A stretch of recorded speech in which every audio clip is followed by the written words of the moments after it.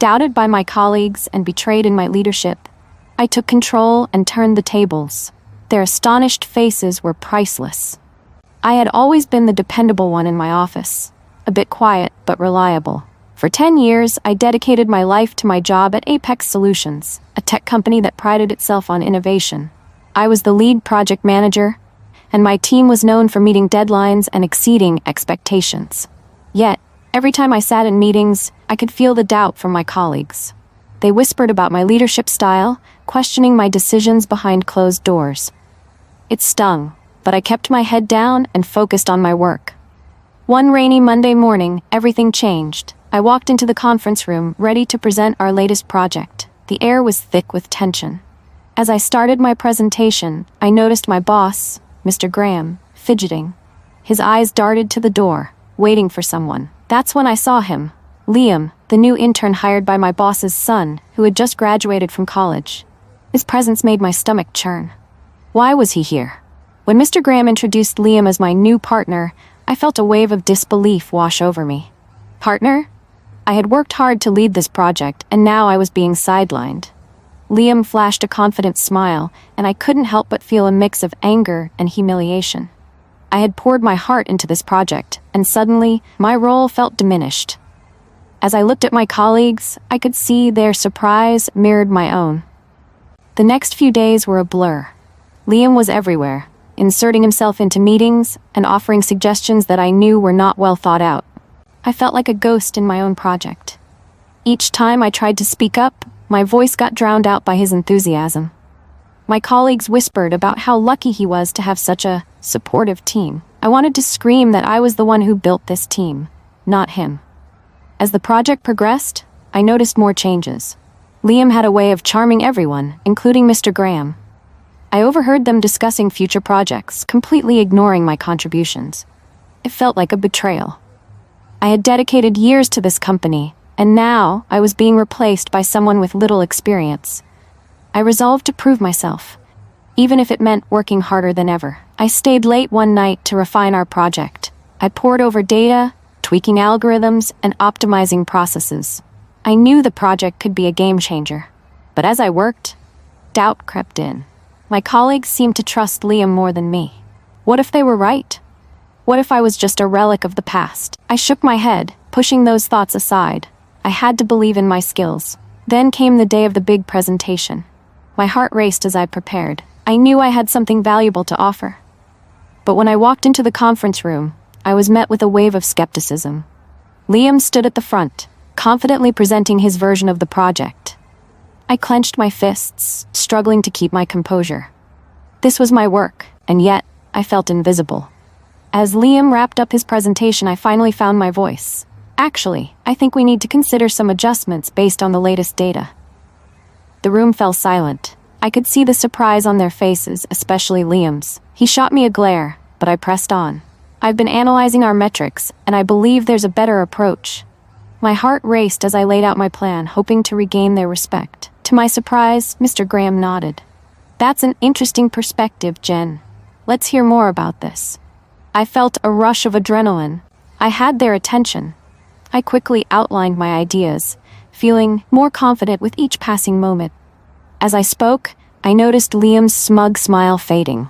I was reclaiming my space, and with it, my confidence. After the presentation, I felt a sense of triumph. I had stood up for myself and my work. But later that day, Liam cornered me in the break room. "You think you can just barge in and take over?" he sneered. "This is my project now." I took a deep breath, trying to remain calm. "It's our project, Liam, and if you want it to succeed, you need to listen to my insights." The tension between us escalated. I noticed my colleagues began to take sides. Some supported me, while others seemed to favor Liam. I felt the divide growing, and it made me uneasy. I didn't want to create conflict. I just wanted to do my job.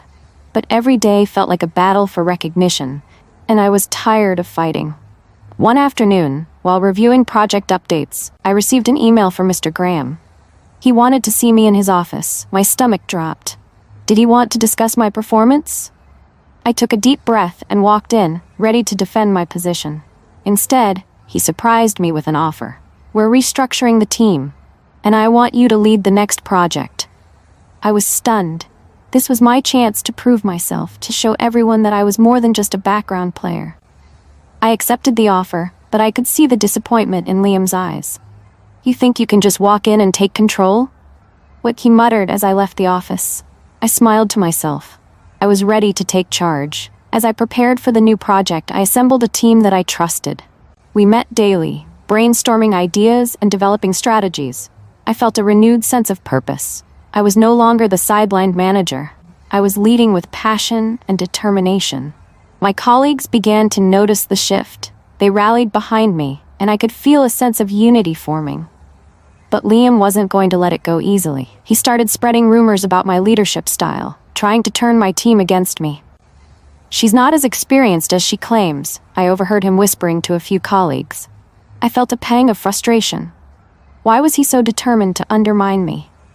I decided to confront him once and for all. One evening, I found him alone in the office, poring over project documents. "Can we talk?"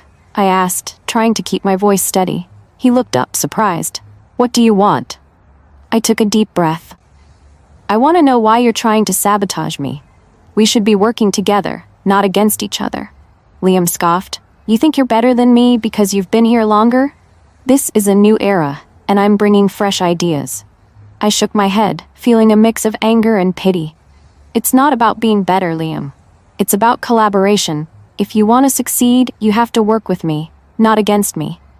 He glared at me, and for a moment, I thought he might explode, but instead he looked down, a flicker of uncertainty crossing his face. "Maybe you're right," he muttered, almost reluctantly. I seized the opportunity.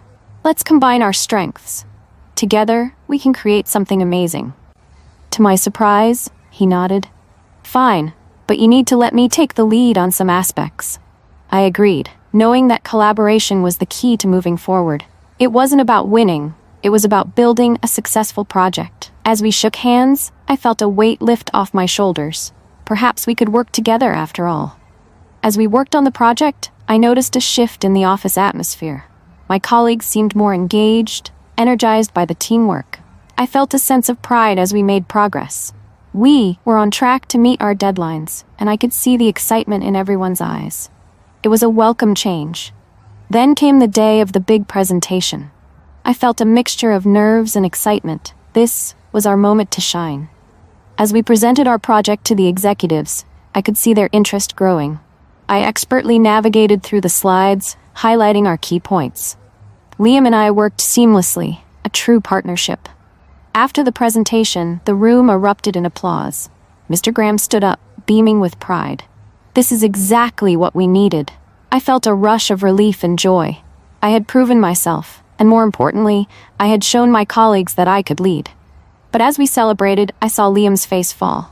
I approached him, ready to offer a word of encouragement. "We did it together, Liam. You played a huge role in this." He forced a smile, but I could see the disappointment in his eyes. In the following weeks, our collaboration continued to strengthen. We worked diligently, and I felt a sense of camaraderie growing among our team. But I also saw Liam struggling with his place. He had been used to being in the spotlight, and now he was sharing it. I made a point to include him in discussions, valuing his input.